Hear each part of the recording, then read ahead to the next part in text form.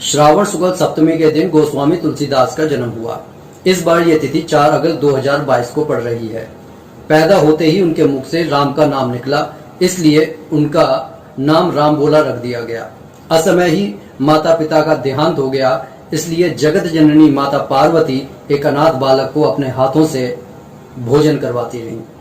भगवान शंकर की प्रेरणा से नरहरि दास उनके गुरु हुए। कुशाग्र बुद्धि तुलसीदास ने वेदाध्ययन पूर्ण करके भारद्वाज गोत्र की कन्या से विवाह कर लिया।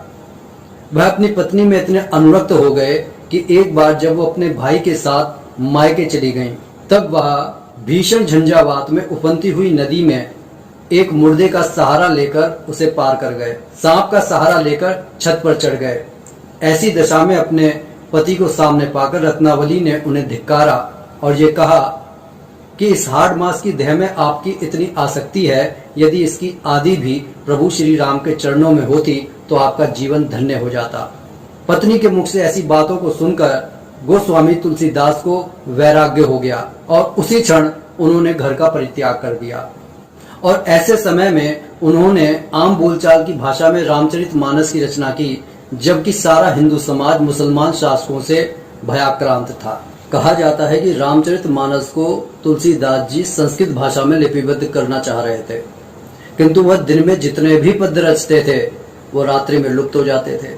तब शंकर भगवान ने उन्हें सपने में दर्शन देकर ये कहा कि अपनी ही भाषा में काव्य की रचना करो, और साथ ही माता पार्वती के साथ साक्षात दर्शन देकर यह आशीर्वाद भी दिया कि तुम्हारा यह ग्रंथ सामवेद की तरह फलकारी भी होगा।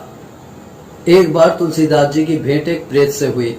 उसने महाबली हनुमान जी से मिलने की युक्ति बताई, और जब तुलसीदास जी की भेंट महाबली हनुमान जी से हुई तब उन्होंने प्रभु श्री राम से मिलाने की, उन्हें दिखाने की प्रार्थना की।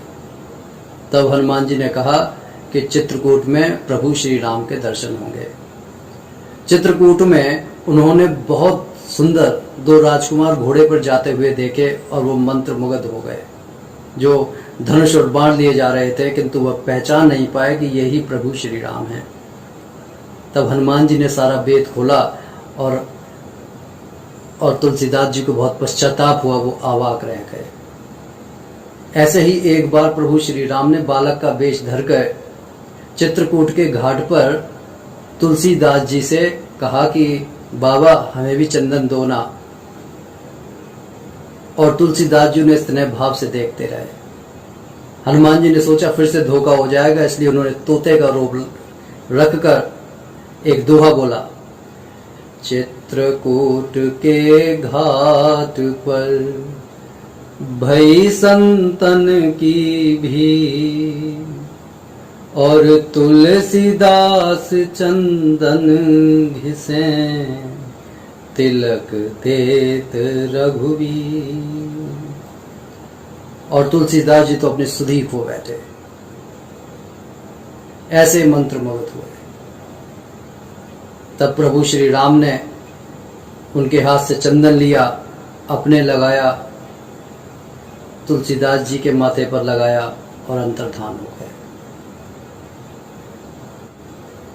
ऐसे महान भक्त के पावन दिवस पर हमें ये समझना चाहिए कि जिन्होंने साक्षात भगवान श्री राम के दर्शन किए हैं, उनकी लिखित जो पुस्तक है श्री रामचरितमानस, जिस पर सत्यम शिवम सुंदरम के हस्ताक्षर स्वयं भगवान शंकर ने किए हैं, तो उसे अपने जीवन में जितना ज़्यादा से ज़्यादा पढ़ सकते हैं, समझ सकते हैं, तो निश्चित ही हमें ये समझना चाहिए कि घर घर में श्री रामचरितमानस के रूप में प्रभु श्री राम का वास है।